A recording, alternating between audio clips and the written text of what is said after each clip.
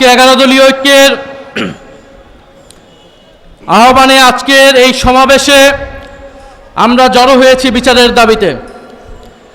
এটা আমাদের জন্য দুঃখজনক, আমাদের জন্য হতাশার যে গণ অভ্যুত্থানের 2 বছরের মাথায়ও আমাদেরকে বিচারের দাবিতে আজও রাজপথে হাজির হতে হচ্ছে। আওয়ামী লীগ বিগত 16-17 বছরে অসংখ্য গুম খুন গণহত্যা চালিয়েছে এদেশের সাধারণ মানুষের উপরে, বিরোধী দলীয় নেতাকর্মীদের উপরে।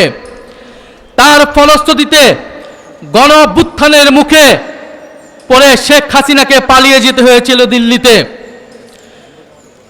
এই সরকার, নতুন সরকার গঠিত হওয়ার পরে গত 4 মাসে আইসিটিতে নতুন কোনো রায় আমরা এখন পর্যন্ত দেখি নাই।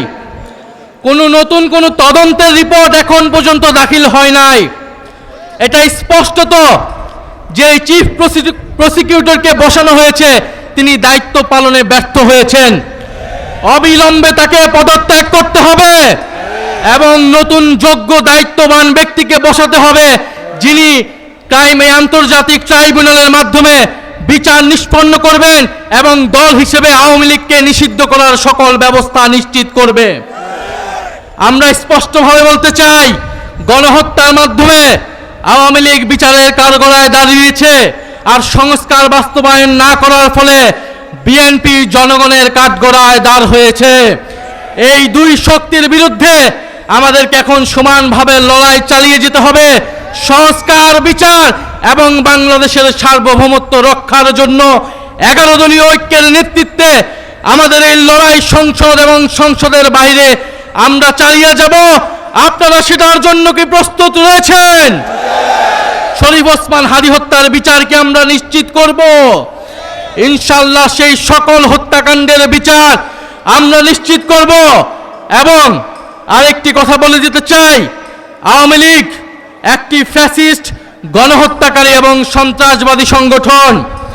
আওয়ামী লীগ দেশের স্বাধীনতা, সার্বভৌমত্ব বিরোধী সংগঠন, যার আশ্রয় হয়েছে দিল্লিতে, কারণ আওয়ামী লীগের শেকড় রয়েছে দিল্লিতে। আওয়ামী লীগ একটি ভারতীয় পার্টিতে পরিণত হয়েছে, আগাগোড়াই এটি একটি ভারতীয় পার্টি ছিল। ফলে আওয়ামী লীগের দেশে আসার, আওয়ামী লীগের রাজনীতি করার সুযোগ বাংলাদেশে 5ই আগস্টেই সমাপ্ত হয়েছে। যারা সমঝোতা করছে, যারা নতুন করে স্বপ্ন দেখছে আওয়ামী লীগকে রাজনীতিতে পুনর্বাসিত করার, তাদের পরিণতি আওয়ামী লীগের মতোই হবে। আমরা স্পষ্টভাবে বলতে চাই, আইনমন্ত্রী বিচার করা না করার কারণে তিনি স্পষ্ট ব্যর্থ হয়েছেন। স্বরাষ্ট্রমন্ত্রী নিরাপত্তা দিতে না পারায় তিনি ব্যর্থ হয়েছেন। তথ্যমন্ত্রী তিনি স্পষ্টভাবে ব্যর্থ হয়েছেন। আওয়ামী লীগের সুশীল সমাজকে তিনি মিডিয়া স্পেস দিচ্ছেন। এই সব কিছুই বাংলাদেশের জনগণ দেখছে। আমরা আজকে এই সমাবেশ থেকে বলতে চাই, জুলাই গণহত্যা সহ, শাপলা হত্যাকাণ্ড সহ, পিলখানা হত্যাকাণ্ড সহ সকল গুম খুন এবং শরীফ ওসমান হাদী হত্যাকাণ্ডের বিচার অবিলম্বে নিশ্চিত করতে হবে। বিচার যদি নিশ্চিত না করা হয়, এই সরকার কোনোভাবেই 5 বছরের মেয়াদ সম্পূর্ণ করতে পারবে না। ফলে ওসমান হাদীর ভাষায় বলতে চাই, আমরা জান দিব কিন্তু জুলাই দিব না। ইনশাআল্লাহ জুলাইয়ের বিজয় হবে। আসসালামু আলাইকুম।